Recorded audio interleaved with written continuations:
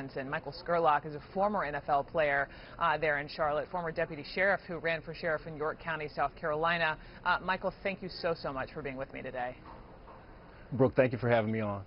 I know that you know Officer Vincent personally. Tell me how you know him.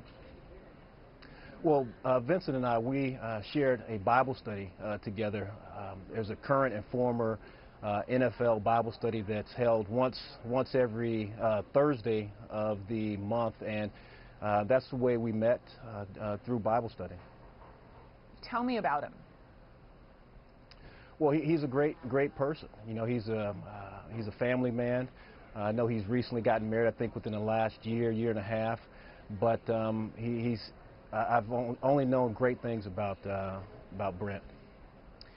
So you have this football tie, but you also have this unique law enforcement tie, and I'm curious, in the time that you've known him, have you ever had any conversations with him about police,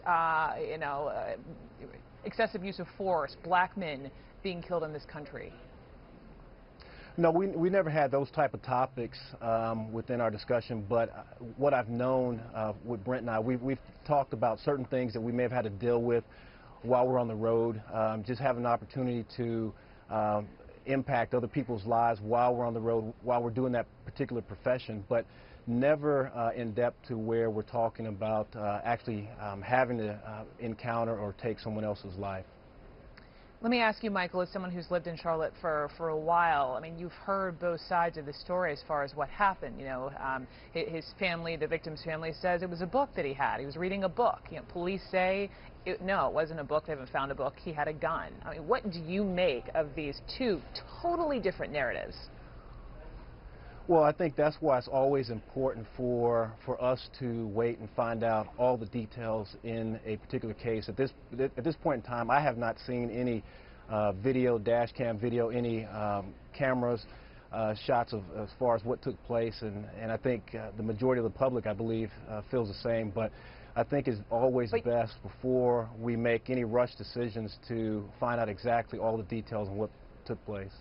The officer, I know, wasn't in uniform, didn't have a body camera, although others were around him in uniform perhaps did. But can you understand, because there is this lack of video, why folks in the community are skeptical of police and their story? Well, of course, I think when you see video, actual video, where things have taken place, and then you see where police officers have been discredited by what is even shown on the video, I could see why there's distrust in the community. However, I've had an opportunity to listen to Chief Putney.